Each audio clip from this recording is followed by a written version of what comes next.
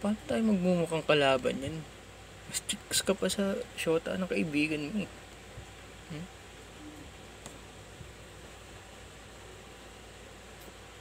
Snips. Harry Potter. So yun, kung bakit ako nag-makeup. By the way, ako nga pala si Engelboy GN. At oras, 9:30. Tagal ko mag-makeup kasi di naman siya nagkakamali kaso inabot talaga ako ng isang oras. Okay na rin. Gusto ko maging kalaban kaso ewan ko ba. Mukha pa rin babae, putak eh. Siguro mas mukha akong kalaban pag di ako nagilamos at naligo. So hinahanap ko yung character sa Harry Potter. Alam ko si Snape yun eh. Characters ng Harry Potter. Kasi tama-tama yung buhok ko. Tapos sa makeup medyo ginawa ko siyang goth. Or si Dracula ng Transylvania ba yun? Netflix series. Yeah. So nahanap ko ngayon dito sa list of characters sa Google.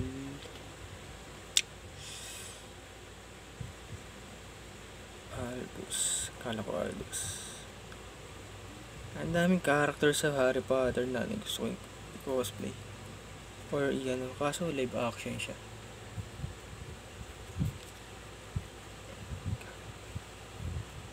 Yan. Diba paano tayo magmumukhang kalaban niya kung mukha kang chicks? Pangas. So yun.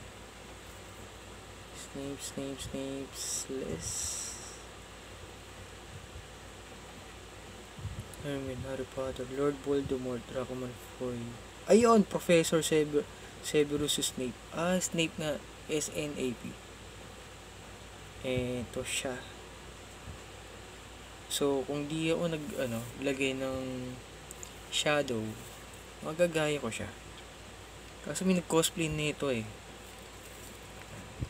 Si Professor Snape. Iba kasi yung bagsak ng buhok ko. Bale, pag talaga. Bale, yung hati kasi nandito. Kaya dyan ko na lang Pero kung pipilitin natin, dapat wala akong shadow at ganting buhok ko. Mas kilay lang. Hindi na ako nose line. Snape's na. Okay. So, balik na ulit natin. So, kailangan masundan pa rin yung hati ng buhok. Paano tayo magmumukhang kalaban yan?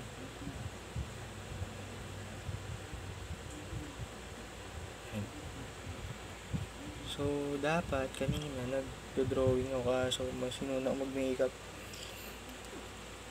Pero next time, tatry ko yung yung look ni Sephiroth ng Final Fantasy 7.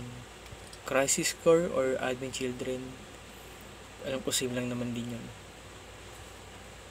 Nakita ko siya rin sa isang cosplayer yun. Tapos yun, curious ako. So yun, si Professor Snape. So wolf cut pa lang hair niya.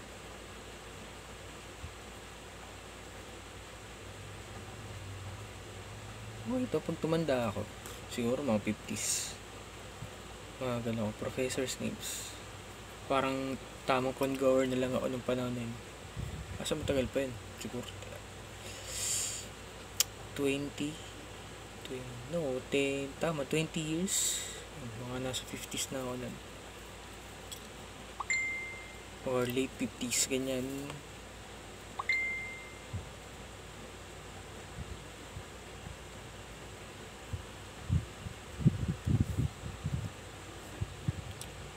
So, pang ilang makeup attempt ko na to, ito naman okay rin. Kaso, mukha pa rin ng babae. Paano tayo, di ba? Paano magiging kalaban yan? Kapag cosplay na ng Denji, main character yan. Kapag na-cosplay ko na si Gojo, main character din. Tas next, Muzan. May isa pa eh. Yung kay Muzan naman, kailangan ko lang ng contact lens doon. Tas buhok, kailangan ayusin. Hindi dapat ganito. Kung ayusin ko to, kailangan ko ng pang yung pang curl ng buhok para yung buhok ko medyo siya. Tas siguro itatali ko dito sa likod. Tiyan ko ano itsura ko nun, siguro kung babaeng Muzan ganun. Pero alam ko si Muzan parang first season ata babae siya, tas nagpalit ng gender ganun. Kalimutan ko na, tagal na nun. And ayan, paano tayo magiging kalaban yan, di ba? Mukha natin pang main character. Oh, chicks.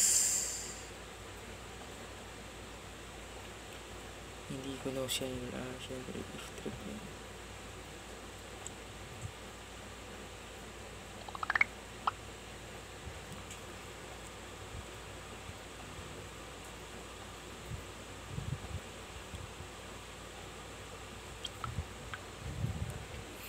So yun, may gagawin ako eh.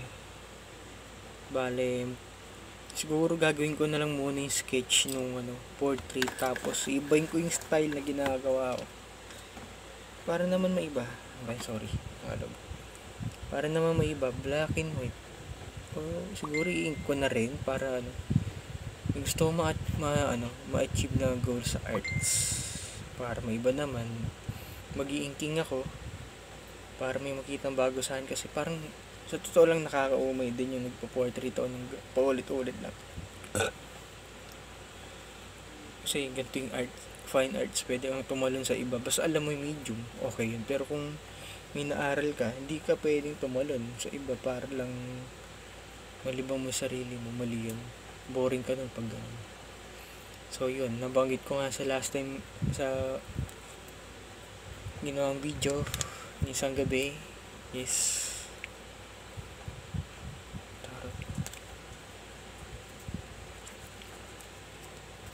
bale, well, inaaral ko syempre rin yan, one of source of income din in the long run.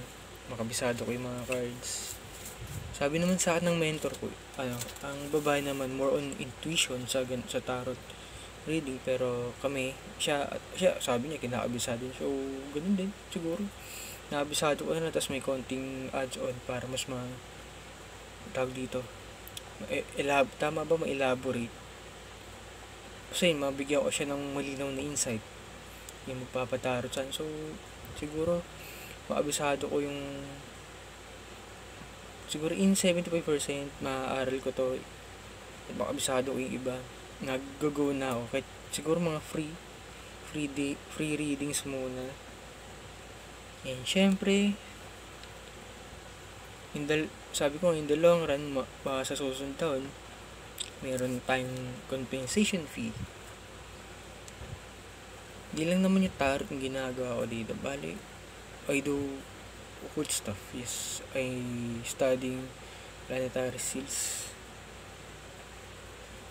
Para kasi bakit nga ba ganun, punta ako dito sa ganun bagay.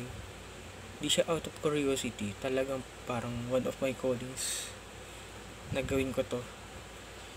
Syempre di ka magkakaroon ng wealth kung wala kang ginagawang grind, or di mo naaral yung isang bagay na di ko nung sinasabing papayaman, papaunlad din ng buhay mo, which is to. Meron naman gain sa akin to. Kasi mahaba-habang to, pag-aaral, mastery. And also yan, occult din naman siya tungkol sa sa bad things. Meron din naman good side, depende sa'yo kung paano mo gagamitin yan. So yan, hindi ko in-encourage yung mga makakapanood nito, pero sinasabi ko nila, ingat kayo sa gagawin nyo, kasi di biro ang pinapasok ng isang tao.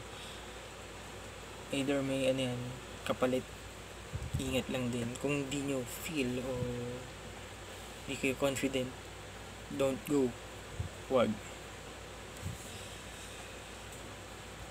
So, nagdo-drawing na ako. Gagawin ko yung sketch para may maumpisahan na ako. And syempre, hit like and subscribe.